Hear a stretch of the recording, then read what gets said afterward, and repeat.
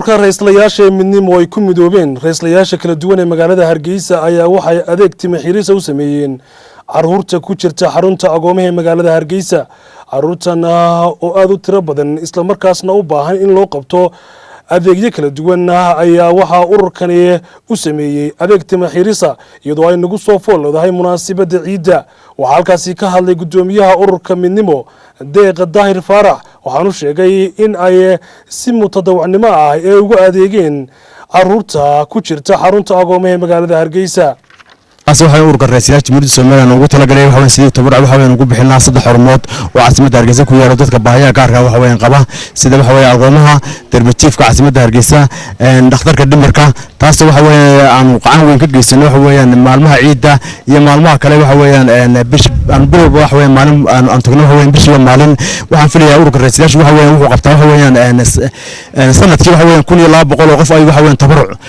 u geystaa taas doonayaan inaan ilaa gobol si gaarsiino oo aan si fidino hadii ilaahay ka dhigo.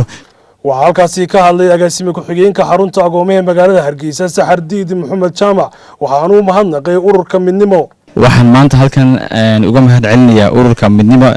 ee ra'iislayaasha oo xarunta agoomaha Hargeysa maanta ka fuliyay inay u xiraan si ay maanta ciida caruurtaasi farxadda uga qayb qaato. ururka midnimo ma aha markii koowaad iyo markii labaad ay noo imaado waa urur heegan sidii uu umadiisaasi jilicsan wuxuu qaban lahaa wali mahadsan yihiin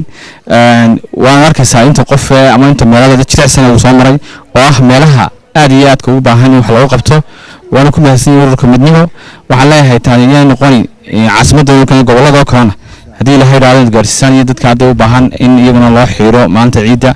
dhinaca kale waxaanu soo kormeernay xarumaha kala duwan ee ay ka kooban tahay xarunta agoomaha magaalada Hargeysa gaar ahaan xarunta ay ku jirto caruurta aadka u yar oo u baahan in loo adeego isla markaasna gargaar kala duwan la gaarsiiyo. waxaana loo baahan yahay in ganacsatada iyo bulshada Soomaaliland wixii ay awoodaan ay ugu deeqaan caruurta yaryar ee ku jirta xarunta agoomaha magaalada Hargeysa. waa kan agaasime ku-xigeenka xarunta agoomaha ee magaalada Hargeysa Saxardiid Maxamed Jaamac oo ka hadlaya baahiyaha kala duwan ee ka jirta xarunta agoomaha ee magaalada Hargeysa. imika sidoo kale xarunta agoomaha waxa ka jirta baahiyaha waxa kamid ah inay u baahan yihiin meel quraanka ku dhigtaan madrasad ay caruurtaasi loogu dhigo diinta islaamka siiba quraanka si bulshadaasi ay uga mid noqdaan. waxaan kaloo halkan fariin uga furayaa dhammaanba ganacsatada reer Somaliland oo leeyahay xarunta agoomaha soo booqda bal marka soo booqato ma arki doontaa baahiyaha iyo intay xajmiga leeyahay marka nin kasta oo ilaahay wax siiyo waxa leeyahay bal horta soo booqo nala soo arag waxa ku jira xarunta agoomaha Hargeysa. taasi waxay idin noqonaysaa dhammaanba caruurta ku jirta xarunta agoomaha Hargeysa in ay arkayaan in bulshada reer Somaliland ay heegan u yihiin oo gacmaha hayaan waana ku mahadsan yihiin qof kasta oo soo caawiyay ama u qabtay hawl xarunta agoomaha Hargeysa. وخضر محمد محمود خضر قوله